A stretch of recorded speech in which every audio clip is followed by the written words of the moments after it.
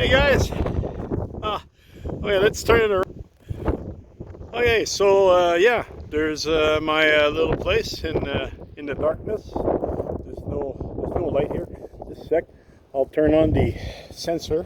You can probably see me. Sensor is blocked by snow.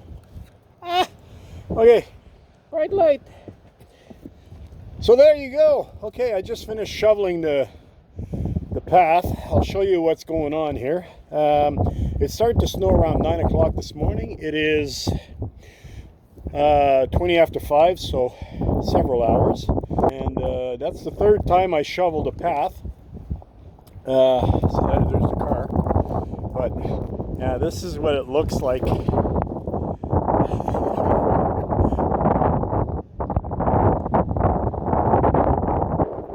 for those of you who play survival, and